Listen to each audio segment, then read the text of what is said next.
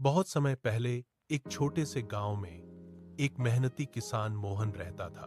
वह अपने छोटे खेत में सब्जियां उगाकर अपना गुजारा करता था।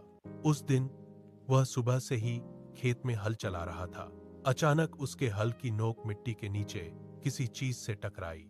नीचे से एक तेज चमक ने उसकी आंखें चौंधिया दी। वह हल को एक तरफ रख दिया और धीरे धीरे हाथों से मिट्टी हटाने लगा। उसे लगा कि शायद कोई पुराना खजाना मिट्टी के नीचे दबा पड़ा है। वह जितना ज्यादा मिट्टी हटाता उतनी चमक तेज होती जाती थी। आखिरकार उसके हाथों में एक सुनहरी चमक बिखेरती गाजर आ गई। मोहन हैरान रह गया। उसे समझ नहीं आ रहा था कि यह क्या है। उसने जैसे ही गाजर को हाथ में उठाया, गाजर अचानक बोल उठी, मैं जैन गाजर हूं। जो भी मुझे अच्छे काम के लिए इस्तेमाल करेगा, उसकी हर मुराद पूरी करूंगी। मोहन स्थिर खड़ा रह गया, अपने हाथ में चमकती गाजर को देखते रह गया। मोहन ने तुरंत गांव के उन गरीब लोगों को याद किया जो पिछले महीने के सूखे के कारण खाने के लिए तरस रहे थे।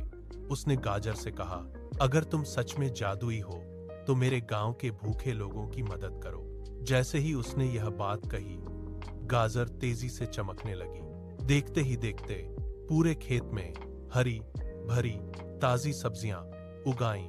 आलू, टमाटर, बैंगन, प्याज और ढेर सारी मीठी गाजरें। मोहन ने पूरी खेत की सब्जियां इकट्ठी की और गांव के हर घर में, खासकर बूढ़े, अनाथों और गरीब परिवारों में बांट दी।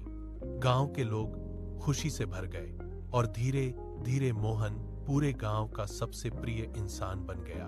पास के दूसरे गांव का एक लालची व्यापारी यह सब घटना छुपकर पेड़ के पीछे से देख रहा था। वह रात के अंधेरे में चुपके से मोहन के खेत में घुसा और जादुई गाजर को चुराने के लिए हाथ बढ़ाया। जैसे ही उसने गाजर को छुआ, उसके दोनों हाथ पूरी तरह से ठोस मिट्टी में बदल गए। व्यापारी डर के मारे चिल्लाया और बिना पीछे मुड़े भाग गया और कभी वापस नहीं आया। अगली सुबह मोहन खेत पर आया तो गाजर ने उससे कहा, याद रखना, जादू हमेशा अच्छे और सच्चे लोगों का ही साथ देता है। उसके बाद भी मोहन हमेशा दूसरों की मदद करता रहा और उसका पूरा गांव हमेशा खुशहाली और समृद्धि से भरा रहा।